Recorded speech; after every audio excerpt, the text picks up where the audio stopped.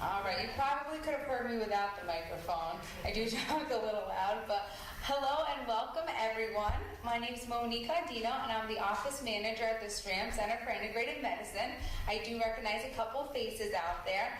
I'm just really glad that you all could join us this evening for this wonderful presentation and question and answer discussion session after. The agenda for tonight is going to be first the presentation from DrStram and our nurse practitioner Jennifer Mager. And then after that, we'll follow it up with a question and answer session with our entire DrStram Center staff. So first, I'd like to start off with some introductions. Jennifer Mager is the nurse practitioner at the DrStram Center for Integrative Medicine. She has 10 plus years experience in oncology, and she's practiced nursing in Colorado, Chicago, and lucky for us now here and at the DrStram Center. And Dr. DrStram founded the DrStram Center over 10 years ago, introducing integrative medicine to Del Mar and beyond. He's fellowship trained in integrative medicine with the world-renowned Dr. Andrew Weil, and he's been practicing medicine for over 25 years. He's a true pioneer, and he's a true inspiration to all of us who get to work with him. So without further ado, it's with great pleasure and honor that I introduce Jen and Dr. DrStram for the presentation tonight.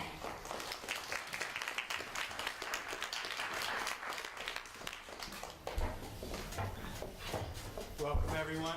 Thanks for being here and braving the last vestiges of winter. So first off, I want to tell you that I'm here to talk to you about something that I would think that some of you already know.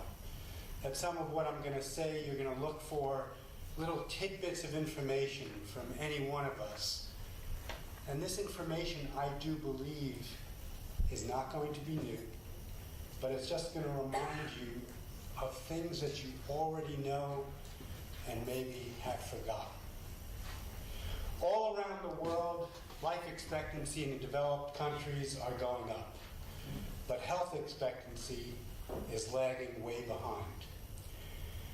Modern medicine and modern technology are remarkable. We have CAT scans, MRIs, new and innovative drug therapies, chemotherapies that help stave off death. And they are remarkable in doing so. However, forestalling death is not what you're here for, and that should not be the goal. For if you're not living well, then one can ask, are you really living? For I believe that really this concept of integrative medicine is really about these ideas of what constitutes our life and our life's connection. Your story of yourself, where you came from. Are you a mother, a father? Do you have siblings? Where are you from? Where were you when you had that diagnosis? What were you doing? What do you remember? How has that impacted how you can heal? For I do believe that the biography of your life is as significant as your lifestyle and as the interventions that we will talk about tonight. For it is the connection that all of us have that I believe really makes all of us and each one of us healers. For to be healed is not only to see the tragedy and the horror and sadness of a diagnosis. For this pitying really causes us to see the prism of our life and this illness as a separation between you and me, or us and them. I believe that the connection that we feel through each other is how we actually will help heal each other. So with that, I'd like to talk about then the healing powers that I believe are our own terrain. And what are they? Well, oxidation. Oxidation are like missiles. They're unguided missiles that are from the environment, from what we eat, that can create havoc on your cellular structure. They can cause cells that would normally function well and grow normally to grow aberrantly, to grow out of control. This or that can cause inflammation, which is like the heat that causes you to feel poorly and may not be able to impact improved treatment. What is your immunity like? Can you stave off these cancer cells or these viruses or bacteria? What is your immunity like, and how can we look at that to judge whether treatment will be more effective or less effective? Blood sugar. When we look at life expectancy or health expectancy, the number one tremendous increase in our illness is diabetes, and is this poor sugar control. How important is that in the prevention and or management of cancer? And then your circulation. How do you improve circulation? Exercise, movement. What are the factors that can inhibit or impede normal cell growth or foster aberrant cell growth like cancer cells? So as we said, immunity, assessing the harmful bacteria while assisting in recovery for illnesses. Your circulation, the thicker the blood, the more clots can form, the more likelihood that your body will not be nourished in a proper fashion. What are some of the antioxidants? Again, this many of you have heard of and know of. Vitamin C. And vitamin C is a highly effective antioxidant. It protects against your proteins, your fats, your sugars. It protects your cells from damage from free radicals. Those are those unidentified missiles that can be generated through toxins, either through environmental exposure or through, again, what we may eat or ingest, or through poor habits such as smoking. What are some of the foods that you can benefit from? Acerola cherry juice, a half a cup, gives you almost 2 grams of vitamin C. And then there is intravenous vitamin C. What's the difference between IV or intravenous forms of vitamin C versus oral forms? What we have found is that in conjunction with chemotherapy and radiation, vitamin C not only seems to be protective, but may actually act to inhibit cancer cell growth. It acts as an oxidant, but because it is not new to the body and is familiar, healthy cells tend not to be affected by it. Does oral vitamin C give a similar result? Well, you cannot get that same dose of vitamin C as you would IV-wise, intravenous-wise, as you would orally.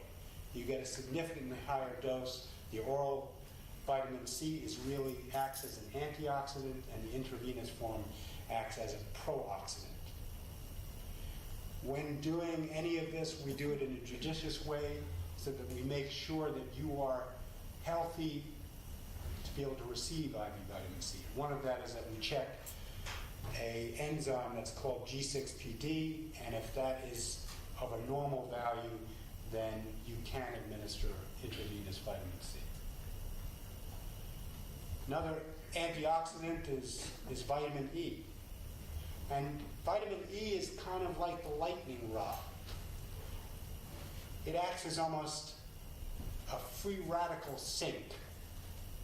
without causing damage to the rest of your cells. It acts as this sink so that it can help stabilize cell membranes, it can fight inflammation, and also boost your immunity.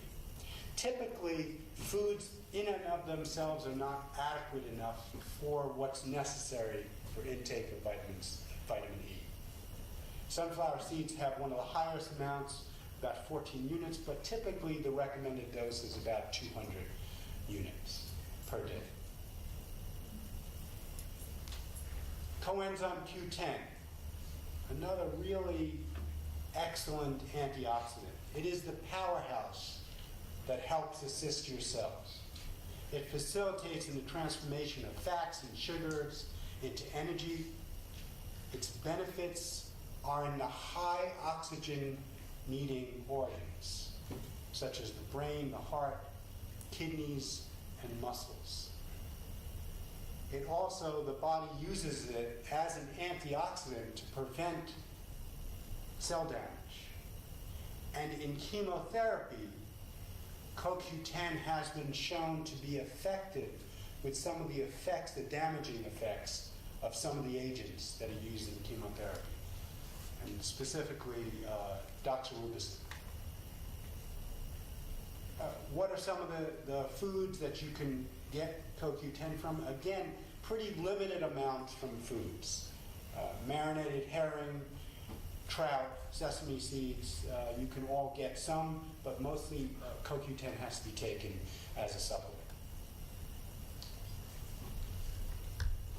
It is produced in the body to aid in oxygen delivery to the cells, and in fact, in people that have heart problems, where their heart doesn't function that well and they may get fatigued with exercise, CoQ10 has been shown to improve their oxygen delivery capacity and improve their exercise tolerance, typically by one level up.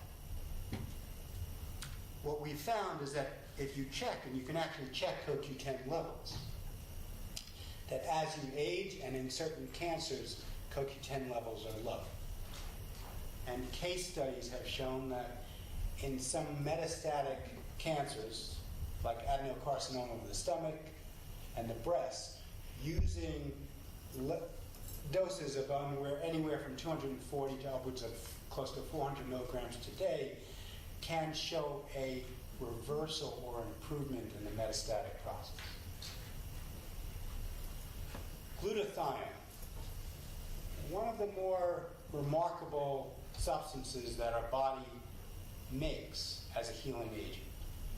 It is a tripeptide. It is composed of 3 amino acids, glutamine, cysteine, and glycine. It is primarily synthesized in the liver.